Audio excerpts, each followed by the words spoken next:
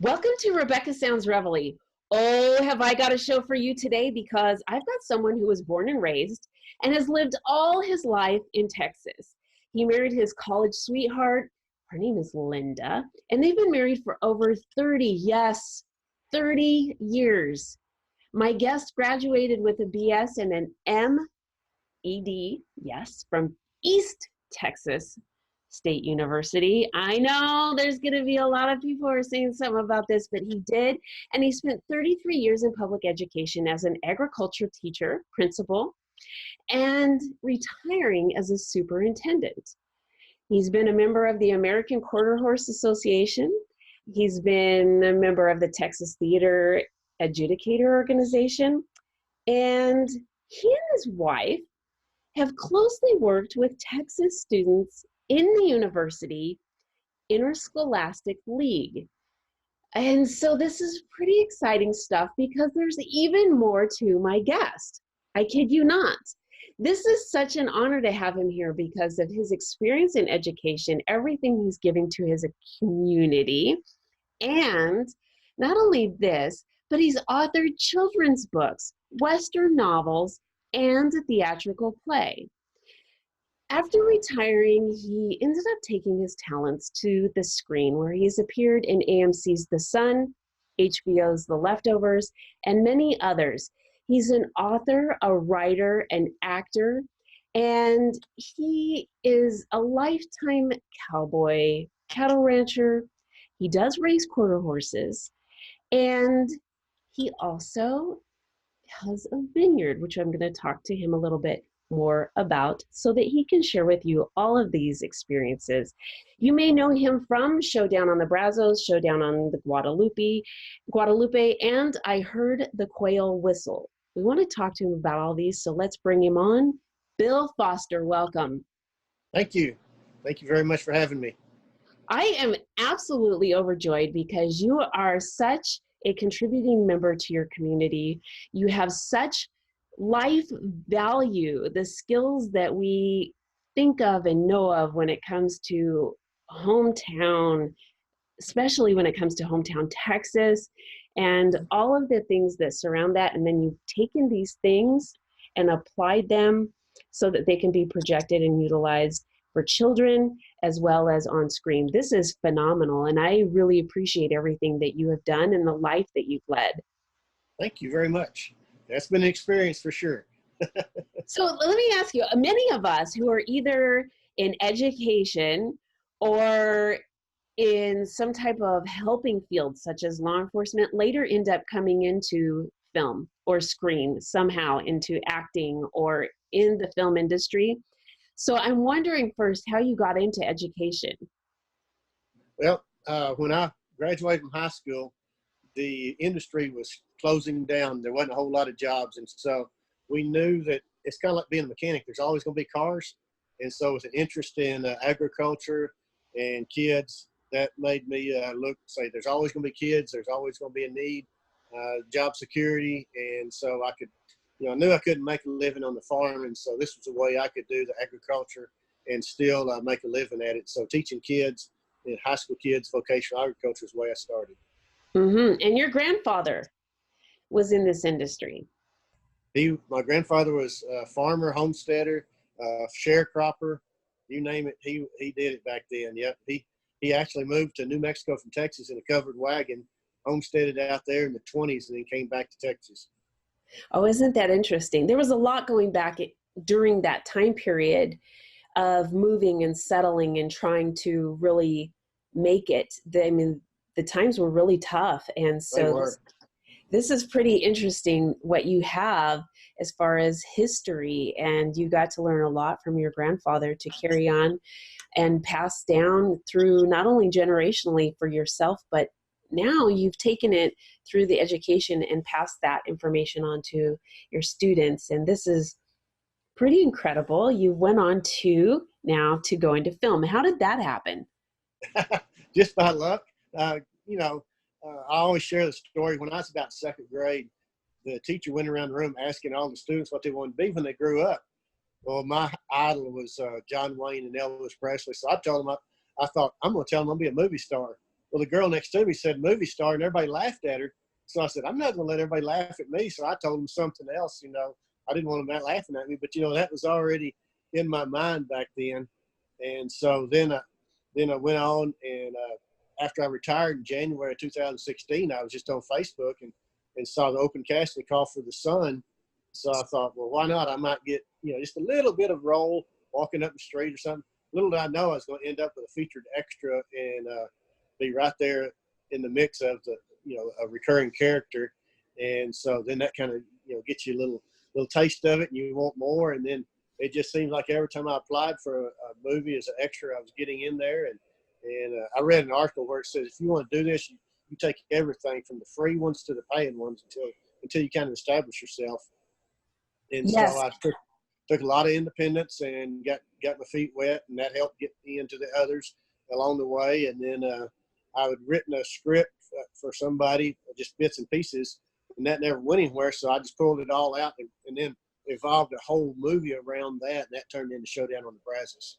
And So then, yeah, I wanted to ask you how that came about, because when I was doing some of my homework and I was learning about, you know, Showdown on the Guadalupe, I was thinking to myself, did this actually become Showdown on the Brazos? And that was what I started thinking, or had there been a connection or a spin-off? That was what my initial thought was. you're close. When I was working on this Showdown on the Brazos, I couldn't think of a title. So I just said Showdown on the Brazos. I said, I'll change it later, and entered it in the contest. So when it won that contest last year, then the title kind of stuck. And so here we are with two Showdowns. And I know it's kind of confusing, and I probably would have named it something else if I'd known it had taken off so much. But I kept thinking, well, one day I'll rename it. But little did I know it was going to take off like it did. And so that's how it ended up this way.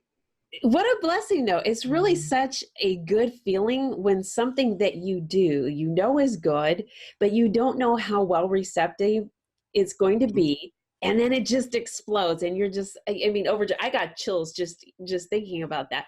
But it is such a blessing. And so I kind of like that you have both of those things named the way they are, because it says a lot about what's within them. Yes, it does. And we also could make it a series. So they teased us to Showdown on the rivers as we go across Texas. But, you know, it does tie. I was looking for something to tie it to Texas. And so the Brazos River's always been a part of me, as I used to go fishing on it when I was a little kid. And so it's always been in the back of my mind as a neat place to be. And so, yeah, you talk about explode. This thing, it started out, I was just going to do a little iPhone movie with a few actors, and now I've got a video crew with over 200 actors by the time we're going to be through. So Unbelievable. The script started out like 30 pages, but to enter it in as a full-length feature, it had to be over 51 or 50 pages. So I wrote it to 51 pages like a couple years ago and entered that contest. Got honorable mention, but now I look today, it's 110 pages long now. And I'm also a finalist with it in the same contest because it's rewritten. And then our trailer's a finalist, and our poster's leading poster contest right now. So it's hopefully we can get a trifecta. I love it. This is fantastic. Okay, you're talking about the Brazos River. So what I'd like to know, I'm going to correlate this back to something you're currently doing, and that's your vineyard. Do you use the water from the river? No, ma'am. No. It's a well. We use it from a well. Ooh. Yeah, that's the reason we ended up buying this place. When we were living over by Brownwood, we drilled a well because we thought we was going to put it in over there, and we made 7 gallons a minute of water, which would have been marginal for a vineyard, but it had too many minerals in it for the grapes, and so we ended up buying this place, which it makes 200 gallons a minute of water out of the well. Whoa. So, yeah. You're saying, like, I just stand back, 200 gallons a minute? Oh, yeah, it'll knock you down if you stand in front of it, if you get the full force of it. It's like a fire hose. And so we filled your big water tanks, and then by gravity, it drips out to the it goes out to the drip system for the vines. So it doesn't take about, just a little while to fill up the tanks. And then like right now, they're out there soaking right now. So, and that was plan B. My wife, when I came in and said, well, it doesn't look like we'll have a vineyard. She said, well, what's plan B? And I said, I don't know. She said, we'll get one. And so Yes. that's how we ended up actually moving closer to the grandkids, buying this property, and starting the vineyard here. I love the fact that you are doing all of the things that you love, because you're still involved with educating others in addition to your filming and getting back into the agricultural part of your background. So it's kind of right at this moment, you have this very well-rounded, all experience, all encompassing of everything right here in your hands. I mean, this is absolutely phenomenal. Thank you. Everyone, I think, at some point thinks, I wish I could have it all of the things that I've loved to do, all of the things that I've wanted to do, and all the things that would bless me. Mm-hmm. Yep. There you have it. You've got your family. You've got, just all of it. Yes. Yeah. It's I pinch myself every once in a while, after spending 33 years in education, and, out of 33 years, over 25 of it was in administration, where me and you're on call 24/7. And so you don't have a whole lot of time for yourself, and you try to work that time in. And so when I retired, that made it where I could do the vineyard and the movies and everything that I'd always thought about doing, and more writing and things like that. And of course, I started writing before I retired, but I didn't start publishing until after I had retired. This is a really good point for me to share with the audience, that with hard work, dedication to the things that you're doing, you can fulfill your dreams. And sometimes it takes a little bit longer before you get there, but you can achieve them. And it can be a blessing. There's one thing that Bill, you've had to do to make this dream come true. And I want to share that with the audience when it comes to going from 23 to 3. Okay. You're downsizing. Oh, yeah. Yeah, that. Yes. You threw me there for saying, yeah, we were in a house, we were in a 2,300 square foot home before we moved over to the vineyard. And now we moved over here, we're down to 300 square foot home. So we went from too big of a house for just two of us to, I think it's the perfect size right now. It's just we would have built it, if we built it, we'd have built it a little bit different, but it was already a building on my dad's property. And when we moved him in the rest home, we picked up that building and brought it to the vineyard, and then I converted the inside of it to a living quarters. And so, it's working great. And my wife likes it because I get to cook outside 90% of the time. So the easier to clean up too when you're doing it that way. But I want to share with the audience that some of the things to reach your dreams, you do have to make sacrifices for. And so you have to look at our material things, the things that you absolutely need to have to fulfill your dreams. Do you need to maintain a 2,300 square foot house with things that are going to deteriorate within them over time, and that you have to replace often, and so your money is funneled into those things? Or can you utilize the best in minimizing certain things so that you can focus and apply the surplus to things that will help you achieve other dreams? And this is something that you have done, and I really am pointing this out to the audience because you are living proof that you can do all of these things. Yes. When we got ready to move, we found out we had so much we did not need.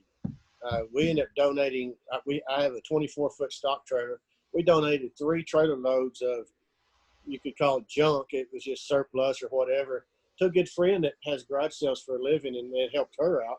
And so, that's just stuff we didn't need that was just sitting around. And of course, we still have some storage rentals that right now that we have some things, some furniture in it that we didn't want to quite get rid of. But all that other stuff that we really don't need. How many coats do you need? How many pairs of jeans do you need? Things like that.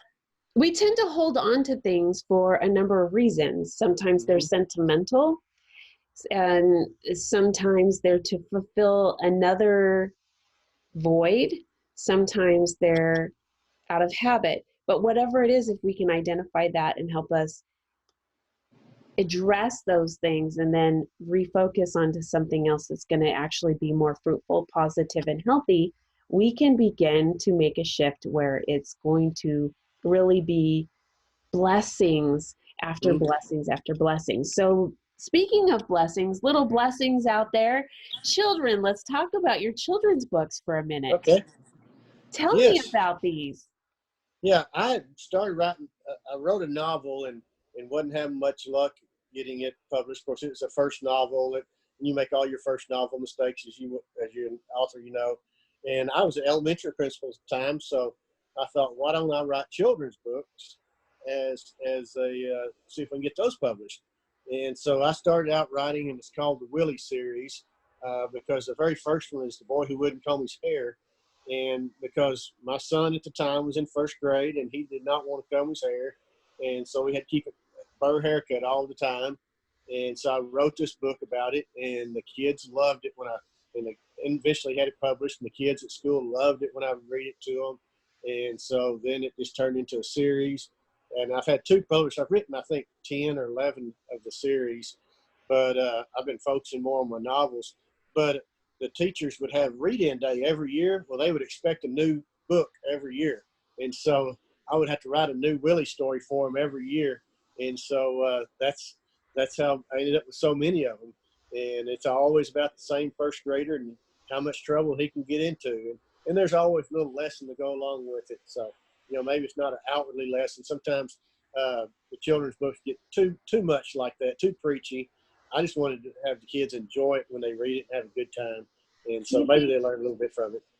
Do you think you could take that over and put it on screen? Probably could. Yeah, definitely a cartoon version of it, or even a movie for little kids too. Yes. So yeah, it definitely could be done that way. Yeah. I think that would be really neat. You have a lot of very good experience, a lot of wisdom. You've seen a lot of things throughout your life, and these things you're conveying to children are so important. We oftentimes forget about what is important to children and their perception. And so the delivery of things that we want them to do or the things they need to be compliant for in society, the way we deliver the message is huge. Yes. And it can really have a huge effect on their self-esteem and how their future behavior is displayed and can affect other members of society, including, I mean, just even when it comes to bullying in the school system. Yes. Yes. And, you know, the books to me are like a movie. It's a time for you to escape from reality and enjoy. And so that's why when the kids read the book, that 30 minutes, they can escape and just get into the story and enjoy a story about a little boy and laugh about him and how much trouble he can get into and things like that. And when it's over, you feel good, you know, hopefully. So, so you wrote this based upon your son. Now let's correlate this to a film that you did called The Son. Tell us a little bit about that. No, The Son, that was an amazing experience. We got to work right along the star Pierce Brosnan, and that was the first day of filming. I was so scared and nervous, you know, thinking, my goodness, you know, here, James Bond 007, whatever, you know, I'm going to get to go in and work with him. And I told a friend of mine in one-act play teachers, I couldn't tell them who, but I said, I'm fixing to go in. They said, hey, they're just as human as you are. So that really calmed me down and got to go in there and just found out these are just people just like me and you. And they've got a talent for acting, and you work along them, and your job is to make them look as good as possible in the scene. And it was a lot of fun. I mean, we filmed several days on that. I think I was in 5 episodes of the 10. And so got to play a bad guy. In fact, the first day of filming, I told my wife, I said, you're not going to like my character because he's not a nice person. And so you do that, found out, you know, sometimes we can film for 8 hours and then you get on screen, it's 30 seconds or maybe a minute, you know. Yeah, you know, that was a shock to me. Yes. You're like, I invested all of this time and this is what I got out of Exactly. it. But I love all the way from costuming to makeup, from the time you get there, from the time you get your costume picked out to getting there. And I love all of it, the getting ready for it, the staging it. It's all fun to me right now. I have to agree with you because I've done some things on set and every part of it is fun. And the one thing I can share with the audience is everything is about your perception and what you make of it. Mm-hmm. So while you might have some experiences that are long and arduous, if you can take and really sort of filter the things that are going to be beneficial to you, you can make those things good experiences, or at least Yes. take something good from those experiences. Yeah, there was some young people usually on set that they'd be griping about whether it's having to stand in line for makeup or whatever, and I just always try to make a joke out of it because, you enjoy every bit of it. Yeah, sometimes, we film 12, 14, 17 hours or however long it takes, and you just work that long, or the overnight shoots are really tough, not used to staying up all night, but you just keep on rocking to it, and you just try to enjoy every bit of it. And a little bit of twist, there was, I believe, 4 other men with me in our group on the Sun that we were in this gang of bad guys. And I told them when I said, I said, guys, if I ever make a movie, y'all are going to be in it. And so I got all 4 of them into the movie on Showdown with Brazos. Oh, wonderful. So we were able to get them all back in there, got us all back together into the movie. So that was a pretty neat deal to get them all back in there. So what project or projects are you currently devoting your time on? Showdown on the Brazos is taking all of it right now. I did a Robert Rodriguez movie the other day, just a one-day shoot, and then I've filmed a couple of days for some friends that was doing a movie. But 90% of my movie business is Showdown on the Brazos right now. We like about 1 full day and about 3 half days, and then we'll be wrapped as far as filming, and it'll go into post-production. I In love fact, it. we're filming tomorrow on the actual Brazos River, and it's an actual scene where I'll be in the river most of the morning. So maybe I won't get too shriveled up, but I'll be in the coolest place. Everybody else will be in the sweat, and I'll be out there in the river. There you go. And all the ladies get some eye candy in the meantime. There you go. I'll be wearing a red evening suit. So, Well, I want to thank you so much for being with us today. This has been so very, just peaceful and warm. You have got so many things to share and deliver that people can use, and you're doing it in a number of ways that as I've said at the beginning, I appreciate you, and I know that there are so many others that do. And I'm encouraging you through your retirement years to keep on, because this is what I know I'm passionate about as a retired person, and helping others, delivering things, and still being able to be fulfilled at the same time. And I am encouraging you to continue to do the same. And I thank think you very much. you're doing. Thank you so much for having me. It's been a blast. Let me ask you, where can the audience find all of the information on how to follow you, see Showdown on the Brazos, everything? Well, we have a trailer on YouTube. Just type in Showdown on the Brazos. I was excited when it first put it on Facebook. We had 300 views, but with combined Facebook and YouTube, it's over 13,000 now. So you can see our trailer there. You can go to my Facebook page, either Bill Foster or Showdown on the Brazos, and we post behind-the-scene pictures all the time. And I know a lot of the big productions don't do that, but I want to show people, what goes on behind the scenes and how much fun we're having. And we actually call it our movie family. In fact, my grandkids are in the movie, and they'll ask my granddaughter, who's 5, she'll say, "What's my movie teacher doing?"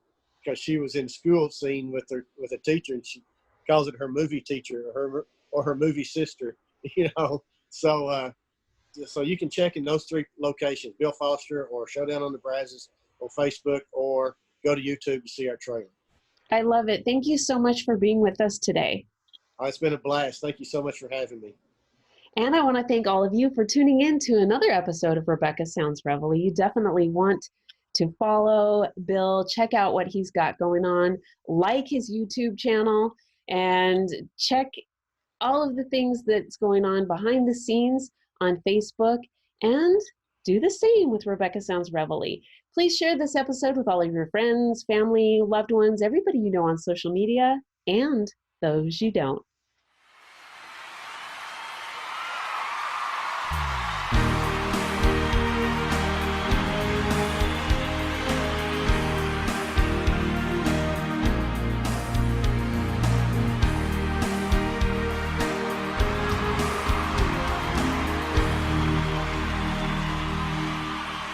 Welcome to Rebecca Sounds Reveille.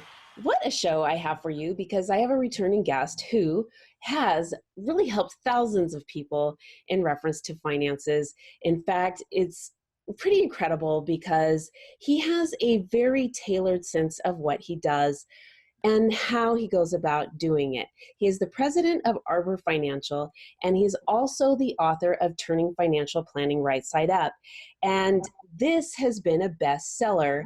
It has helped thousands of readers master the inside game of investing, as well as avoiding things, Wall Street and media bias, such as, well, he'll tell you more about that. He's a market watcher, energy analyst. He also occasionally hosts the national TV show, The Income Generation, and much more. He's got a lot to talk about today that I want to share with you, and I'd like to bring him on the show now. With me today, Jeffrey Small. Welcome to the show. Hey, Rebecca. Thank you for having me back. Well, I am just absolutely delighted with what you have going on, because you are on the move and you have always been focused on dedicating to your clients a boutique style of financial investing.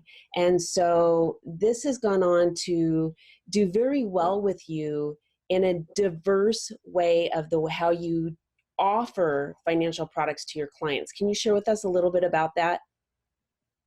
Well, sure. The financial culture, really from my industry's perspective, and if you work with Charles Schwab or Fidelity or Vanguard, or you have a broker down at Merrill Lynch or Morgan Stanley or Ameriprise, it's all pretty much the same. They're all pretty much offering the same thing. And so, unfortunately, though, investors are unaware of the fact that there are plenty of other options out there other than what everybody offers on a regular basis. And so our firm provides the alternative to what everybody else promotes. And I think that there's a lot of material in the answer to that question. But to put it in perspective, to look what's happening in the markets today, that we've hit this all-time peak. We are a late stage end cycle bull market. The global economy is slowing down. We have a China trade war issue. Our own economy is starting to moderate a tad, not growing as fast as it did last year. These are all warning signs that are really causing what I would call a bond proxy in stocks, meaning people are looking for dividends, they're looking for yields, they're looking for stability. And what our firm does on a boutique basis is we offer the same type of institutional fixed income investing that a multi-million-dollar portfolio would get for Main Street America. And that was really one of the premises of my book. And so by offering that to Main Street America, we offer them a different or alternate form of investing that all the big firms, either discount brokers or non-discount brokers, continually promote, which is a risk-on mentality. And to have risk on today, I think, is going to be painful for the average investor from Main Street.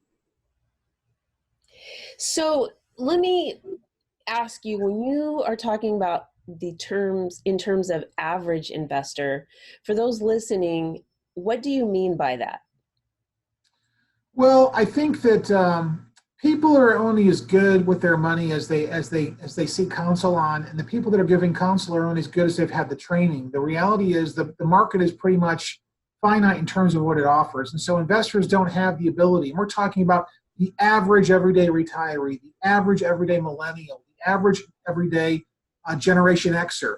It doesn't really matter what your size or status is. If you have savings, that's really Main Street America, and that's what I'm referring to. And so they kind of herd Main Street up as cattle and over-promote risk and tell them that if you want growth, you've always got to have risk. Well, that only works half of the time going back the last 130 years in market history. The other half of the time, what happens is it doesn't work. And so what we do is we teach Main Street America the inside game of that perspective, but we show them ways to master their money to reflect the state of the markets, or what I call modernize their money to reflect the state of the markets. And so where people should be shifting today, Rebecca, and what we do from a boutique standpoint is we are hyper yield, interest rate, dividend focused, but we are not stock market specific. So the average portfolio in our office here will be generating greater than a 5% net yield after fees, but they'll be 85% uncorrelated or disconnected entirely from the stock market, if not more than that as a percentage. And so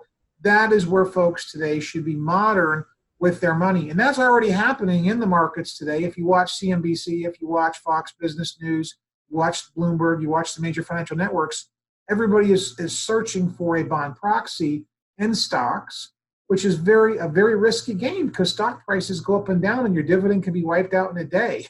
So if you're getting Yes. a 4% dividend, the dividend can just evaporate in one day like it did today. So most stocks are down 3 to 4% today. So let me ask you too, for those that are starting to get confused about this and Bitcoin or cryptocurrency, should they focus mostly on talking to a financial advisor to make a game plan as far as stock purchasing, how this affects their retirement? I think that what I always tell everybody is they should go out and find 3 advisors. And I even tell my own prospective or potential customers this. They should find 3 advisors. They should show them their best risk-off approach with their highest yield derived. And so if they can get a 4 or 5% net yield and be risk-off, then that's a good advisor. And that's really what people are looking for. But the problem is, Rebecca, 9 out of 10 advisors that somebody goes and sees are going to say, we've got to put 60% of your money in stocks. We've got to put 40% in bonds. And we're going to use this probability study that says, you're going to have a 50% chance of having some money left in 30 years after you pull out 3% a year. And that's just not where folks should be today. That's incorrect today. Right. And so what do you think about the terms of what people are saying in reference to what they're seeing as far as the, precipice of a recession, or do you think that's coming? Well, I think that, the economy is really conflicted. Interest rates are going to be getting dramatically lower. We're going to zero. The global banks, European Central Bank, the Bank of Japan, the Bank of England, the Bank of China, they're all going, most of them are already at zero. We're going to zero. And that's going to spur lots of consumerism. Now, where is the consumerism? The consumerism today is with the 88 million millennials that we have today. Mm-hmm. So they're going to be the ones that are going to benefit from having such low interest rates. Retirees, they've downsized. They're not really spending. They're not interested in having lots of credit.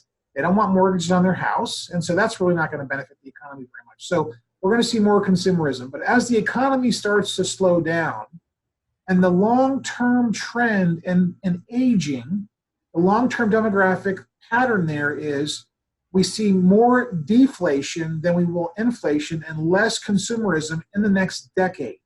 Okay. That to weigh on the economy every year, we're going to see that become a heavier weight. Yes. I think 5 pounds of less consumerism due to the aging population and the downsizing that occurs because there aren't enough millennials to make up the gap. And so we have this tug of war that's going to happen, and we're going to create an environment where there's going to be massive fiscal stimulus and massive monetary policy stimulus to try and keep asset prices and stocks and real estate high due to that tug of war that's going to occur because we don't have the demographics that we had in the 80s, that we had in the 90s. So if people think that we're in that bull market and that the party's just going to keep going on, they're going to be really get ready for major heartbreak on their money. And so I think that's what we can expect. And so as you try and figure out all this information, if you're a consumer by watching the news and seeing news pieces, just understand the long-term trend in aging and demographics is to undermine the economy and lower consumerism. And if that happens, then companies aren't making as much money, their net profits shrink, the impetus to invest in the markets and for stocks to rise just is not there because the economy will essentially be flatlining. We won't have growth in the economy next decade. So what do you think the best method to address this is? The best method is everybody needs to go out and start having babies. So, because that's the problem. We are depopulating. We are not increasing the population fast enough. We've got 180,000 people a month leaving the workforce. And so this year we're going to average about 140 to 150,000 new jobs being created. So we have more people leaving the workforce than we do coming into the workforce. And so we have a sucking sound of a subtraction of total amount of people working, even though today the employment numbers are the best they've ever been since for 50 years. So we have more people working today than ever before, but because of the aging trends over the next 10 years, that number is going to contract. Well, that's pretty interesting. And now, how does this correspond to the sort of mallless America now that we're starting to see and the major explosion in online purchases?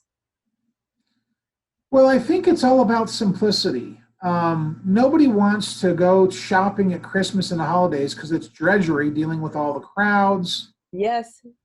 Dealing with, parking and then having to get something to eat, and then you've got to walk so far. It's so much easier to buy things online. But I think the stores of the future will be bricks and clicks. I think long-term bricks and clicks, like Walmart, will usurp or beat Amazon at some point. Right now, Amazon is just kind of the mecca for online retailing. If you want something the cheapest, you go to Amazon. I'll give you an example. My book on Amazon is $13.95. If I buy it at Barnes & Noble off the shelf, it's $21.95. Right. So to pay that extra $7 or $8, that makes no sense. And so for people that want to shop the cheapest, they're going to continue to shop online.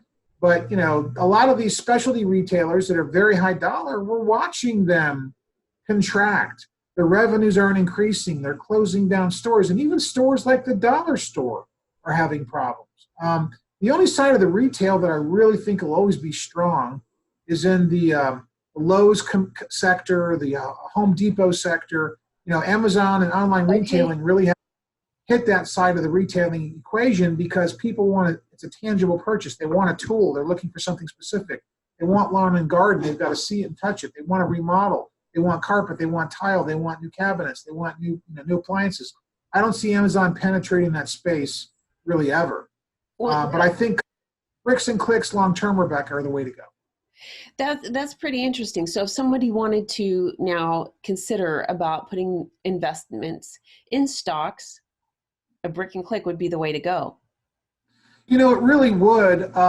If you were going to be an investor, like a Warren Buffett type that says, look, I want to know where this company's going to be in 5 years and I think they're going to be exploding, I think Walmart is a phenomenal hold for 5 years just to see the run that they're going to give Amazon. Because if their internet business keeps growing at, let's say, a 25 to 35% rate quarter over quarter, they are going to become a real player. Their stock is going to explode similar to Amazon's. Okay, so let me ask you too, if there is somebody who says, I would really like to get involved with the stock market and I just don't have a lot of extra funds every month to invest in this, can I look at penny stocks and think that I can eventually make some money off of this? Is this something that is feasible, or do you really need to look at something that is already established and going to end up having longevity because it's an established company? Yeah, most of the penny stocks don't have longevity. If you're lucky enough to get a penny stock that graduates, let's say from the penny stock exchange up to the big boards, that's kind of miraculous, to say the least. And so that generally doesn't happen. Usually the companies that have really good ideas, good business models, projection of incredible rapid growth are going to be companies that already go public. And we see those companies like Uber and Lyft and, what's the meat company? It escapes me now. You know who the meat companies I'm talking about with the vegetarian meat? No. There's a Beyond Meat. It's called Beyond Meat. They've all exploded. It's called Beyond Meat. And so they offer their meatless hamburger at, Burger King and a few other places, but it's all over the grocery store shelves. And I've had it. It tastes just like meat, but it's plant-based. It's pea protein. Okay. But these types of concepts are what I'm talking about will never show up on the penny stock exchange. So the penny stock exchange is not going to make anybody rich or help their retirement. This is all really good information to know. So if somebody really is starting to think about their finances, what they want to do in the future, how they want to really sort of strategically place themselves in comparison to where they're at now, they can do a couple of things. One, they can get a copy of your book. And another thing is they can get in contact with you to set up an appointment. And you work, I mean, I know that you're certified a senior advisor through the Society of Senior Certified Senior Advisors out of Florida. You guys are also with the Florida Department of Financial Services, and you're completely certified. You're based out of Florida. So if somebody in California wants to utilize your services, can they contact you via Skype or the telephone? How do you work? Sure. Yeah. Well, first of all, what your viewership needs to know is that I'm a fiduciary, and that's really what matters. Fiduciaries are registered investment advisors, and we have a national presence. We can work in every state in the country. We have states, and we have clients in almost every state in the country. And so I think it's important that if you like the things that we're talking about and they strike a chord with you, you call us direct. You call us direct at 321-795-4799. Or you go to our website at arbor-financial.com, and you contact us by email that way and subscribe to our newsletter. And of course, if you go to the website, you're going to see all of my media appearances, and I've spoken on every major large financial network there is, including Rebecca's, and she's grown a lot. So, we'd like to come back at some point and talk to you guys again. Wonderful. Thank you so much for all of the information. This is a lot to think about, especially if someone hasn't thought about these things before, because we are definitely taking a shift in the way things have gone for a long period of time. And while there has been sort of a slow change, it's starting to make a big impact. And so we're going to be seeing a lot more things. And I appreciate you being here and sharing that with the audience today. Absolutely. Thank you for having me, Rebecca. You take care. And I want to thank you for all tuning in to another episode of Rebecca Sounds Reveille. We ask that you share this show with your friends, your family, your loved ones, everybody you know on social media, and those you don't.